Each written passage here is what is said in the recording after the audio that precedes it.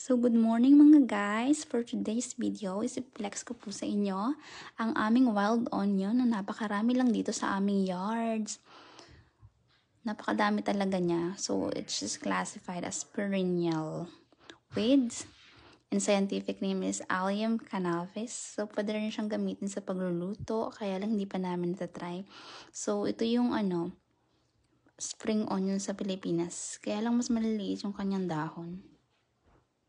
So, try natin bumunot. Masyadong matigas. Next time na magluto kami, lalagyan namin yan sa soup.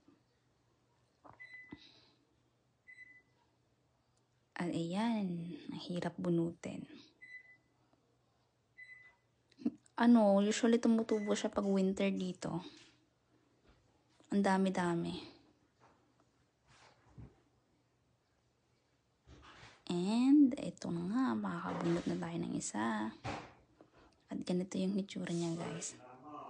Para siyang white onions lang, di ba? Spring onion nga, yan. Maliit lang. And, thank you guys for watching. Have a great day.